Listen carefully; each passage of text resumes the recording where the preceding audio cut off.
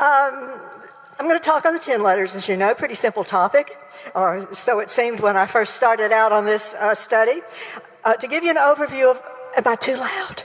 Oh, no, I'm too loud. Okay, and too fast. Okay.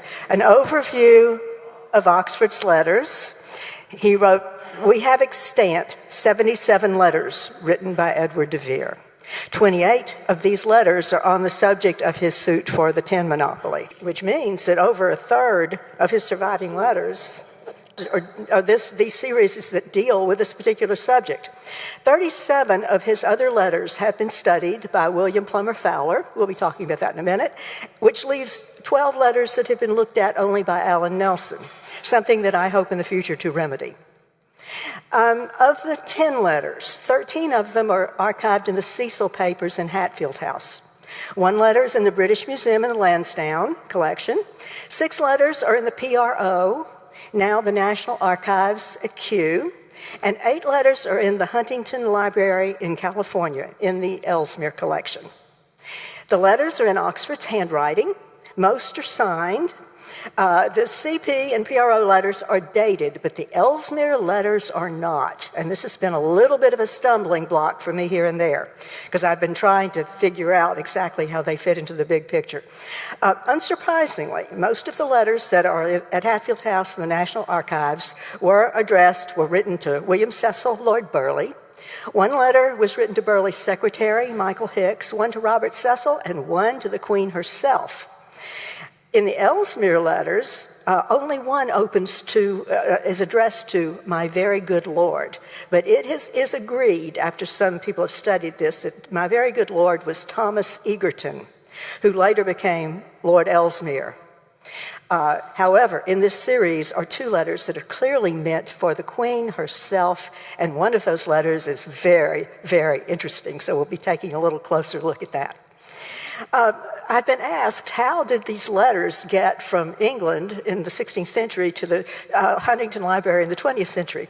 Well, Henry Huntington, who made his fortune in the railroad business, as many of you have been to the Huntington Library, and you know he embarked on what he hoped would be and turned out to be a fabulous collection of books and manuscripts.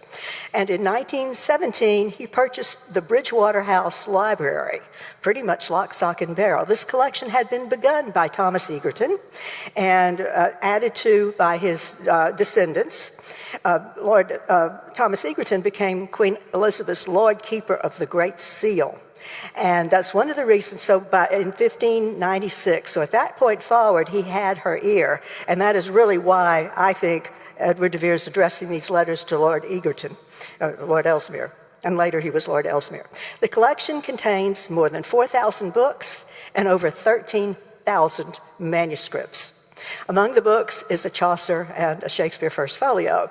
And according to one of the librarians at the Huntington, when one considers that the Bridgewater House Library crossed the Atlantic during World War I, when German U-boats were patrolling the ocean, one must pause to reflect on the protection of divine providence.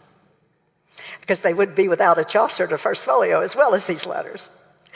The timeline of the 10 letters is about 5 years. It appears that Oxford was first trying to petition for the monopoly in March of 1594. However, a year later, he renewed his suit and really pushed hard to try to get the monopoly. And we have letters from March, April, and June of 1595. And these are the letters that are to Lord Burleigh. Lord Burleigh wrote a harsh letter that we actually have on June 16th, where he basically said, cease and desist. You're not going to get it. Give up. I'm paraphrasing a little bit. It was just an amazingly ferocious letter that Cecil Lord Burleigh wrote to Oxford. But Oxford, always irrepressible, wrote 1 more letter in August of that year. It seems that it was about a year later. Now, we're getting to the Ellesmere letters, and Lord Ellesmere comes in, or Lord Egerton, as he's known, Sir Egerton, as he's known at that point. And so Oxford is addressing this last series of 8 letters, which apparently began in 1596 and end in 1598. In October 1599, the Queen made her decision to award the tin monopoly to a mining engineer named Sir Bevis Bulmer. What an interesting name for those who know about Ashland, Oregon. And then ultimately the tin monopoly went to Sir Walter Raleigh. I chose to study closely, for the purposes of this talk, the 8 Ellesmere Letters and the 6 PRO letters. The reason for this is that I had photocopies of these letters in Oxford's handwriting in the Miller file. Ruth Lloyd Miller is given credit, and I think I can say this, for actually discovering these 8 letters among the 13,000 manuscripts in the Ellesmere collection. After she discovered them, she contacted William Plummer Fowler up in New England, who at that point was working on his book, and she brought these letters to his attention. Now, he did not include them in his absolutely fantastic book, Shakespeare Revealed in Oxford's Letters. How many of you know about this book, Shakespeare? Many of you know about it, many of you haven't. Good.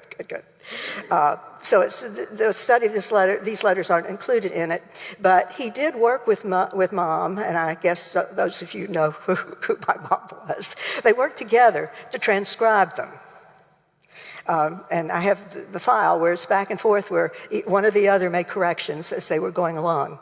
Now, Alan Nelson, in his monstrous book, allocates 3.5 pages to these letters. He calls them, needless to say, he doesn't have much nice to say about them. He calls them dreary reading, utilitarian, and prosaic character. And if you want, and I urge you, though, to call up his website where he has transcribed them. Now, he transcribed them in the original spelling. And, of course, the Miller-Fowler file, I have them both in the original spelling and modernized spelling. But Nelson does some things that, if you read them on his website, will make them rather difficult to follow. First of all, Oxford uses a fossil thorn, often just called a thorn, which is a Y, and the Y stands for TH. Well, Nelson takes that literally and translates. Every time you see this, he transcribes yes for this and yat for that. So you've got all these yeses and yats all over the place. These letters appear to be very spontaneously written. Oxford, and I'm going to show you later that Oxford is writing down words, it appears to me, as fast as he possibly can, as fast as these words are coming into his head. And so, of course, as we have today, he has stricken out words. He's going along, he didn't like that word, strikes it out. Nelson adds back in the stricken out words. And he does put little brackets on it to show that these are added back in, but it still makes the thoughts in that particular passage disjointed. Then he clarifies some words. And again, he does this little bracket and he puts the equal sign and then he drops in his own definition. But all of these things muddy the waters when you're reading it with Alan Nelson's transcription. Now, this is one of the shortest of the letters. This is from the PRO series. And I can't get I was going to have my pointer working here. Let me see if I can do this. Because what I did when I first started out is I read through all of the Ellesmere and PRO letters, and I was reading them in Oxford's original, these photocopies, and I used the modern day translation, the present day English, to be sure that I was getting the words right, because I was trying to acclimate my eye to Oxford's handwriting. Just reading through it, at this point I wasn't really making much of any notes, but just reading through it, when I got to this one, there is something that hit me like a ton of bricks. And this is it.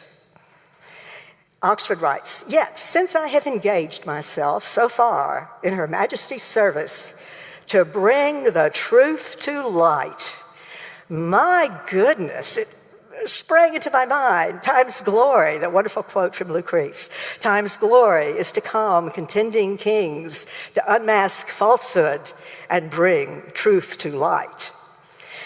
Now, if I had been reading it in Alan Nelson's transcript, this is what I would have seen. And sorry, I can't point, but to bring the truth to light. I don't know if I'd have picked up on it. Trith, is that a nonsense word? What's going on here? And then Nelson clarifies, see the little clarification? He clarifies too, just to be sure we get it, that TOO is TO. But he doesn't clarify the more odd and considerably, possibly more important word. Now, I do not want you to take my word for this. And I didn't know if this would show up. But yes, it does pretty well. It's in the third line from after my good Lord, to bring the truth to light. Trwithe. Would anybody in this room have got it? You might not have thought about the quote from Lucrece and gotten the parallelism out of it. So that's what you would see. Now, this is what you see in the letter. And I blew it up really big so you can see. This is Oxford's handwriting. To bring the TRWTHE. Now, there is no I in that word. That is definitely a W. For TRW, that's a W. THE, that's a W. But I defy you to find an I. There's not even something. This is important because this is really very misleading for him to put the I in it. Now, what I wondered is this the way Oxford spelled truth? Did he frequently use W's for U's?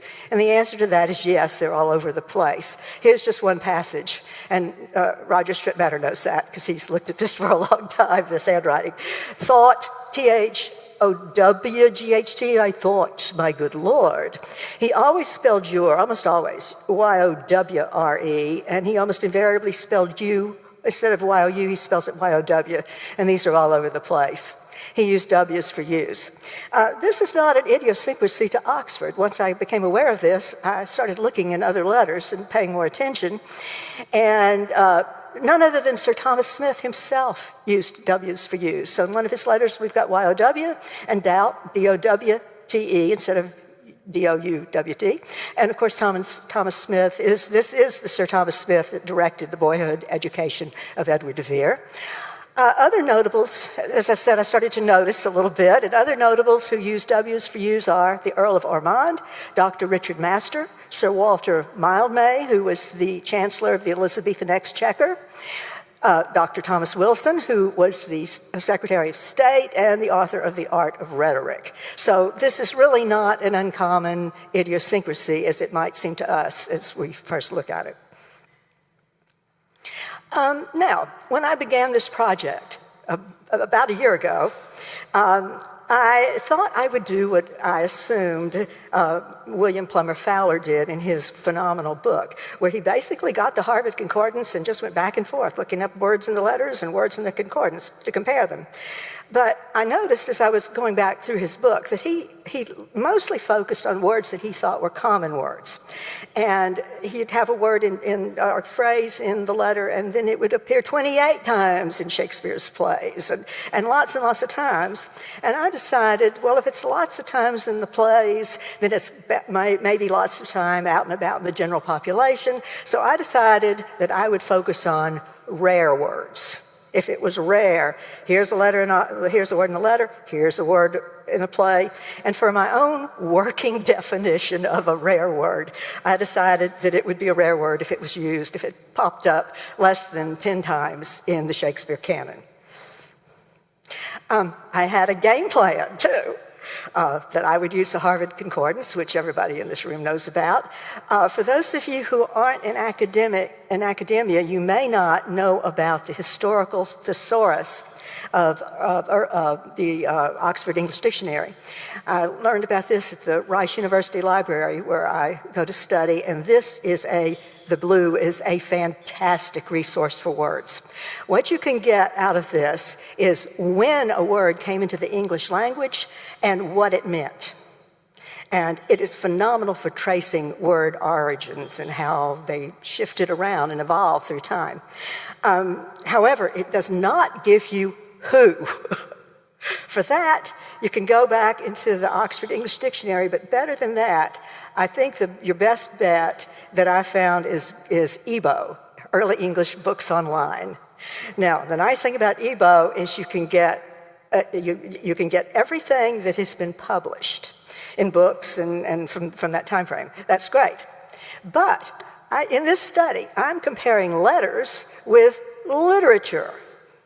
I have two different genres here. And so I needed, I thought, to find out what letter writers of the time were writing like. What was their conversational types of vocabulary, and how did they frame things? And and when you're in literature, you're removed from this more immediate type of communication. And so I had, in the past, I had gotten into a volume or two of the Cecil papers. I found a link. And I've only found one, there are bound to be more, but I found one link that gets me into all 17 volumes. And so if you can't find it, just shoot me an email and I'll be glad to send you this link. This is a treasure trove, needless to say. The volumes span the time frames of about 1570 and run to 1605. There may be later volumes, but for the purposes of this link, this is what I got, and this is what I needed. So I was very happy about that. I guesstimated that there are about 20,000 letters that you can access. And yes, they're accessible on the internet, of course, that you can get. And each volume has a very nice index, and each volume has a word search. Isn't that wonderful that I could get right in my own little computer to start finding out what words and phrases other people were using? And of course, the nice thing is, these are the Cecil papers, and everybody who is anybody up and down the social spectrum were writing letters, had some reason to petition or send or communicate with William Cecil Lord Burleigh or his son Robert Cecil. But another thing that I had not realized before is these volumes contain a lot of correspondence from other people to other people. It's got quite a bit of correspondence from the Earl of Essex to and from the Earl of Essex and other people, and how all of this became encompassed in the Cecil papers at Hatfield House, I don't know, but they got their hands on a lot of other people's correspondence. And then, too, it's more than just letters. There are reports and ambassadorial reports, and a lot of information is in here. So it's just overall, as I said, it's a treasure trove. But I was mostly interested in the language and who was saying what. Now, getting finally to the 10 letters after all this introduction. The 10 letters, these 28 letters, do all deal with the business of tin. And the big money, this is something I really had to gnash my teeth over to kind of figure out. The big money in tin was in transporting tin, the transportation of tin out of the realm. And Oxford refers to it as the realm, and selling it to other countries in Europe, France, Italy. Turkey's a big market, but getting to other markets. What I learned, and I can't really point, but I'll just try to give you an idea. At the bottom of the pile, of course, I put it in this sort of pyramid, or the tin miners themselves, called the piners. They're not doing very well. But the owners of the tin miners, from here on up, the owners of the tin mine masters, they're called, they're doing well. Where the real problems are, at every one of these junctures, is mischief. The Queen is being cheated, to use a pretty harsh word, or deceit, which is the word Oxford you'll find very soon he's using. He's losing money at this stage, where the coinage and the tin is, after it's being mined, it has to be coined, it has to be put into blocks so that it can be shipped out of the country. Then the merchants get their hands on it, and then the customs have to be paid, and whatever we might say duties or taxations to the Queen. But at the very top of actually, the Queen is not getting, for a number of reasons that you'll soon see, she's not really getting her fair share, or what she might want to think of the profits from all of these goings on. But the middlemen in the middle are doing extremely well. Now, when I started, after I had grasped some of these basic things, my strategy, my methodology was to list every word that I thought might hopefully have a chance to be a rare word. And the very first word that I wrote down when I made the list was "a work." To the benefit of 500 poor people who shall be there set a work, writes Oxford. Shakespeare only used set a work, and he uses exactly the same word, set a work, 5 times. How earnestly are you set a work? Very next paragraph, Oxford describes the commodity of tin as more richer. Well, that caught my eye, because as we know, you're either more rich or you're richer. So I thought I'd look that up and By golly, Shakespeare uses that phrase only 2 times. Your wisdom should show itself more richer in Hamlet. And the wonderful and extremely important speech of Cordelia opening King Lear, my love's more richer than my tongue. Now at this point I thought, by golly, this can't be this easy. I've got 2 for 2 here. This must just be beginner's luck. So I'd written a little bit further down the word juggle, never thinking that would be a rare word. Oxford writes. But what attracted me to this passage is it's such an interesting sentence. Oxford, now he's talking about the merchants, and he's talking about the merchants getting that tin out of England. He says, they, the merchants, can carry it so cunningly that they will juggle it so clean out of her majesty's fingers as she shall never have any sense or feeling thereof. Looked up juggle. Shakespeare only uses it 1 time. The spells of France should juggle men into such strange mysteries. And it is a word that Shakespeare clearly thinks is not a flattering word. It's a pejorative word. I looked up some of the variants of it. Jugglers, Shakespeare only uses 1 time. Nimble jugglers can deceive the eye. And juggling only 5 times. Be these juggling friends no more believed in Macbeth. Next letter, and I'm going fast. There's lots and lots in all of these letters that are really well worth talking about, but I'm just trying to pick things that I think will not only give you a sense of the language, but also a sense of of his point of view and things. This was a very striking paragraph. Oxford writes, secondly, there is a statute, I take it, in Edward III's time, that for such a quantity of tin transported, the merchant ought to bring in another quantity or proportion of gold bullion and deliver it into the Tower. It is so long ago that I did peruse that statute, thinking this matter had no more to be revived, that till I look it over again, I cannot certainly set it down. Now, what I get from that is several of us in this room have been taken to task by someone whose name I previously mentioned, won't say it again, that just because the 17th Earl of Oxford's name was on a registry for Gray's Inn, which was the law school, that did not mean that he actually attended Gray's Inn. Okay, but listen to this paragraph. Oxford writes, I think it's a good indicator that he did attend law school. It is so long ago. That would fit with a passage of several decades since Oxford had been at Gray's Inn reading law. And where else in the world but law school is someone going to read an arcane and obsolete statute from the time of Edward III? How about that? Thank you. Okay. Thank you. We'll have to remember that. He finishes this very paragraph with a wonderful statement. They, he's still talking about the merchants, have no doubt incurred the danger of this statute. Now, looked up incurred. Shakespeare only uses it 4 times. It's 4 times, rare word. In fact, incur only 7 times. And one of these times is in The Merchant of Venice, and by golly, it's in the trials. Portia, thou hast incurred the danger formerly by me rehearsed. Is Portia referring to the laws of Venice, what was formerly? You look up a few lines and you get this. Shylock asks, is that the law? And Portia replies, thyself shall see the act. That's a parallelism. It was so striking because to get a good parallelism, I felt like I had to have 2 things. I had to have not just a similar language, but I had to have exact words. And then I had to nail down the context. I wanted both of these things. So I went out to see how common this was in Igbo, and I found that this phrase had been used 4 times before 1600.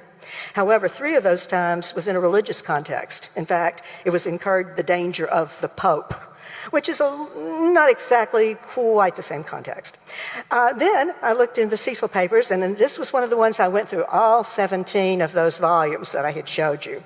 And one little problem with the word search is that you have to pull up each volume separately. You don't get the word search on all of them. So I didn't, as time's gone by, I've been looking up more and more words. But at any rate, for this, I looked up the word danger, and there were lots of dangers out there. But there was only one incur the danger of the law one time before 1600. I think that is a very rare phrase to occur both in the letters and the play.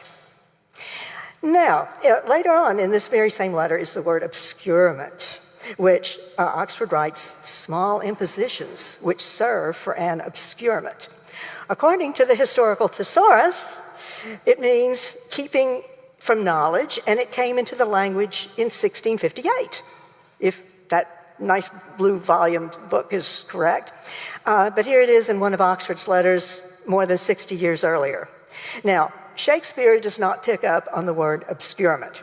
But I think, for one thing, I have several words that are really great words that Oxford uses and Shakespeare doesn't. But if anything, at a minimum, I believe it shows that Oxford was quite interested in new words, bringing them into the English language, and he was a wordsmith. This is something he cared about. However, I became interested in obscure. Oxford uses obscured, and as I went through the historical thesaurus, obscured had a lot of subtle meanings to it at different time frames. Oxford writes, "And all such as have obscured from your majesty this matter." Shakespeare uses obscured only 10 times, and so the prince obscured his contemplation. And interestingly, the Oxford English Dictionary credits Shakespeare with using this obscured in the past tense to make obscure, as in made obscure, and they give the date of 1590 for Comedy of Errors, and he is credited in the Oxford English Dictionary, such as it is. But Errors wasn't published until 1623. Who knew? Obscurity has a number of subtle variations. Oxford writes, "This great matter is condemned to obscurity." Shakespeare uses this variant 2 times. "So vast obscurity or misty veil, and if thou destroy them, not in dark obscurity." Here's another one that, one of the things about tracing these rare words is words that seem really common to us today were rare back then. So I found only one use of obscurity in the Cecil papers and one use in Igbo prior to this time frame. Very interesting that it would pop up in a letter and a canon of work, body of work. Oxford ends this with a cute little note. He's ending on a little bit more of a chipper note, I guess you might say. "As for the caveat, in the end, I will say little, but by it a starting hole is left for a good excuse. If ever hereafter the absurdity of yielding to so great a guile should come in question." Shakespeare uses starting hole only one time, in Henry IV, Part 1, when Falstaff is trying to cover up his cowardly behavior, and the prince will have none of it. Prince: "What a slave thou art to hack thy sword, as thou hast done, and then say it was in fight. What trick, what device, what starting hole canst thou now find out to hide thee from this open and apparent shame?" The next Ellesmere letter in the series, this had to be a whale of a scene. Now remember, Oxford is now relating this scene, which apparently happened he was with the Queen and Lord Burleigh, and the Pewterers are there, which tells me that the Queen has apparently tried to look into this matter, and she's having a face-to-face meeting with the Pewterers. And he's relating this to Thomas Egerton, Lord Ellesmere, and he's really telling him, at this point he really knows, he's reconciled that he's not going to get the preemption of 10. He's not going to get the monopoly. But he's telling her about this. He's telling Lord Ellesmere about this scene. He's offered the Queen £3,000 for the same amount of 10 that she'd only been getting 1,000 marks from the Pewterers for. According to Oxford, they seem to answer that sure, I mistook it in writing, and for haste had missed the number of my ciphers. For I had written it 3,000, and they thought I meant but 300. Whereupon Her Majesty caused the Lord Treasurer to send unto me. I affirmed the 3,000. Now, what we know is that at least Oxford's letter had gotten to the Queen showing it to the Pewters. The Pewters are coming up with this rationale.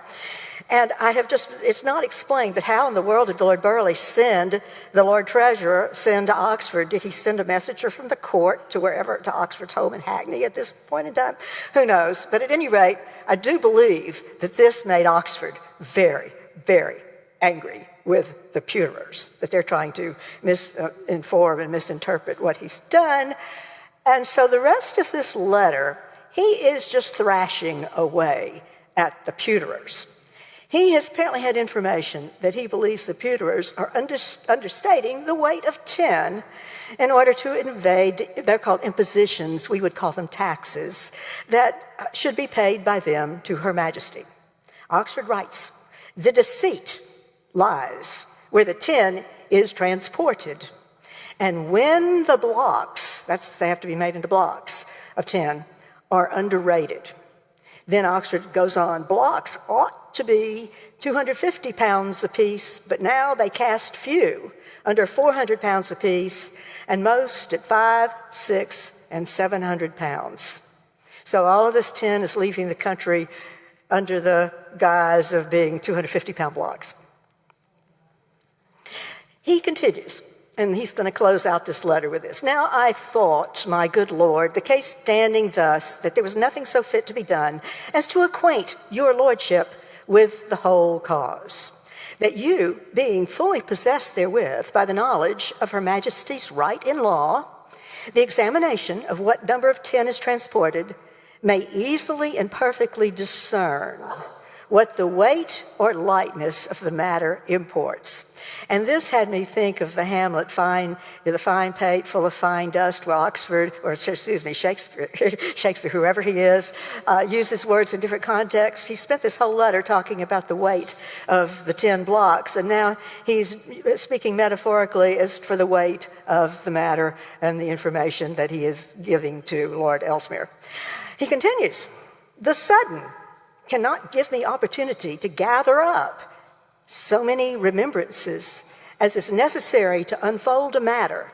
And listen, unfold a matter, isn't that a modern sort of phrase that we would all use? To unfold a matter so full of objections, deceits, and false appearances, and by golly, what on earth are Shakespeare plays all about?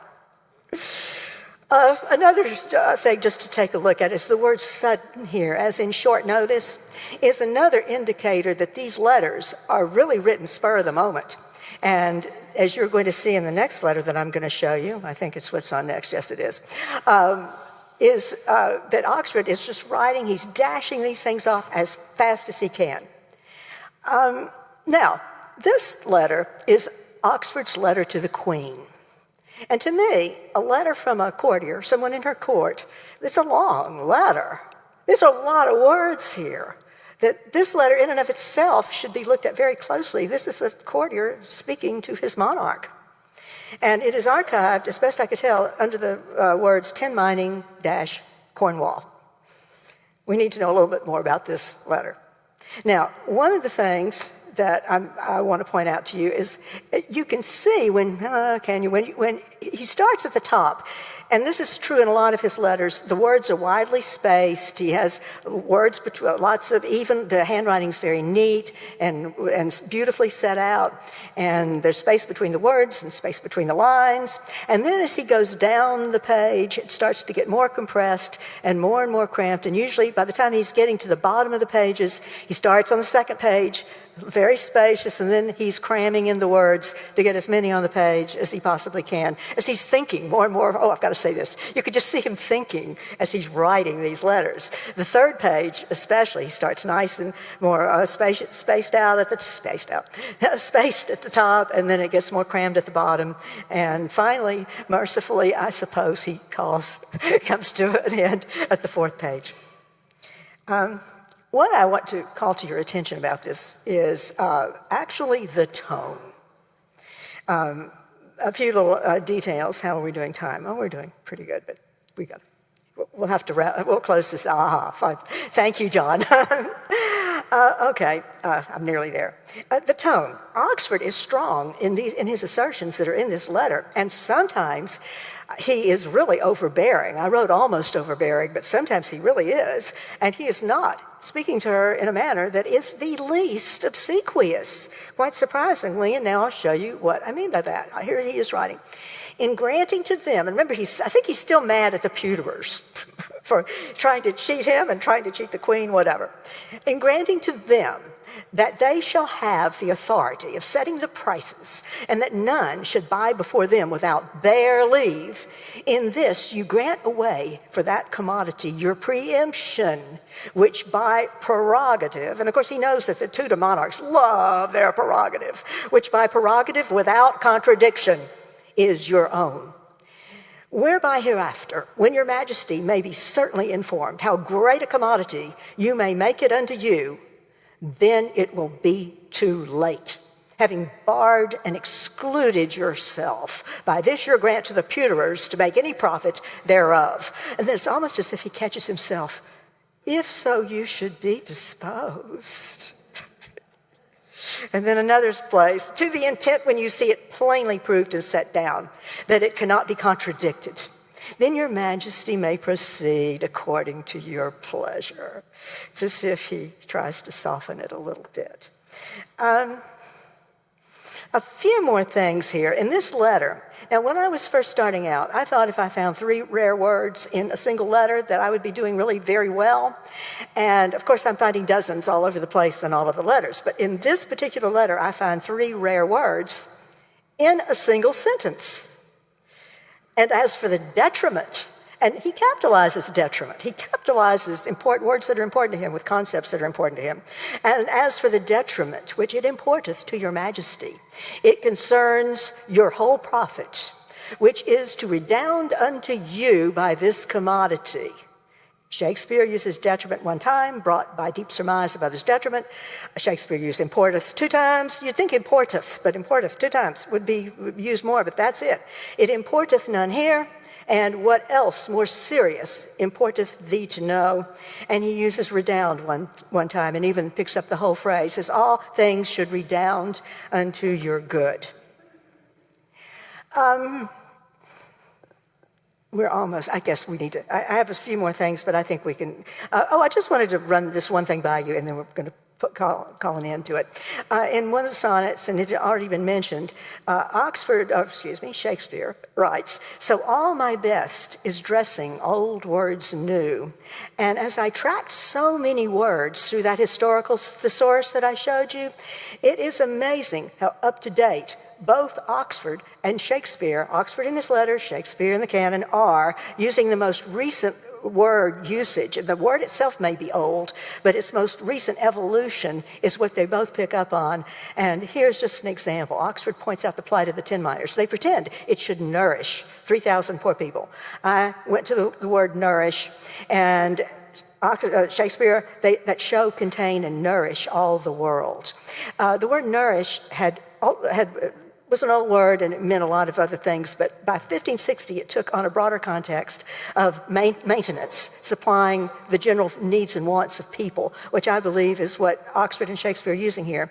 And then it's an interesting sentence, because at the bottom, as you see in red, for whereas they pretend it should nourish 3,000 poor people, I can assure your majesty it is but the work of 60 persons, which the company useth in several places, as in some 20 and others 10 and 15. So here he is again pointing out the deceit that's going on all over the place in her tin, in the matter of tin. Occasionally there is a beautiful line here and there, and this is one of them that I think is very musical. But thus it is, and so must be, if she let her gift proceed. And now I want to ask you if you think these letters were utilitarian, dreary, prosaic. And to this end, I prepared a rant.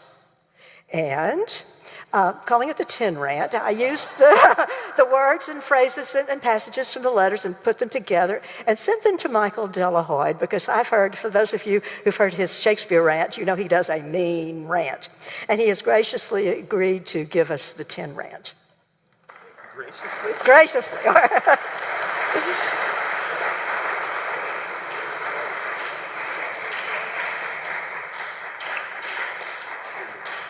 Thank you. Oh, you're so sweet. You're so deep. I'm going to try. Through the pretense of this small matter, the commodity would be wholly frustrated by people who carry it so cunningly that might keep this secret again. The merchants have divided the great parts to shadow the profit and quench the heat thereof. They have obscured from her majesty the stock which might have redeemed to herself. It is a disgrace, and the queen should not suffer by the cunning authority of subtle means to be suppressed, that others under devised pretenses may steal away her majesty's profit. This foul abuse has been cunningly plotted, and your lordship must know how unfit it is that her majesty should yield unto this matter. This man has run a double course, and I do the less regard his treachery, and the more trust to the truth of mine actions. Ye vows manifest in intolerable untruths, and for that I will lay open this evil and corrupt service. It is no small bridle to insolent and obstinate people who with so great a guile have done so much to utterly maim the great matter. The pewterer's suit is a suit so blemished, and that truth is smothered up by false appearances. It will be a ruin and manifest loss to her majesty if she let her gift proceed to this usurped and encroached authority. Therein they speak ignorantly, and many abuses creep in with counterfeit objections. This great matter is condemned to obscurity, and former trusts are now in the instruments of her majesty's infinite loss. Herein is the deceit, that under such colorable shows, these inferior suits are masked and visored. The queen should not be negligent in this behalf, or she will only enrich others and defraud herself. And I would be loath that her majesty, being drawn on with frivolous devices, should have her profit pulled out, as it were, from her purse. You know, maybe that's enough, but I sure would like to say that each of these pewterers are swag-bellied juggler scuts, knaves, rascals. Each is an eater of broken meat, a base, proud, shallow, beggarly, three-suited, 100-pound, filthy, worsted, stocking, little-livered, action-taking, horse and glass-gazing, supersurfaceable, pinnacle, one drunken, haggarding rogue, one that should be a bawd in the way of good service and nothing but the composition of a knave, beggar, coward, pander, and the horse and son of a mongrel bitch, a blazon-faced varlet, slave, a culinary barber. But man is a patched fool if he speaks such truth. But that last part, to make it the more richer, I'll put in a play.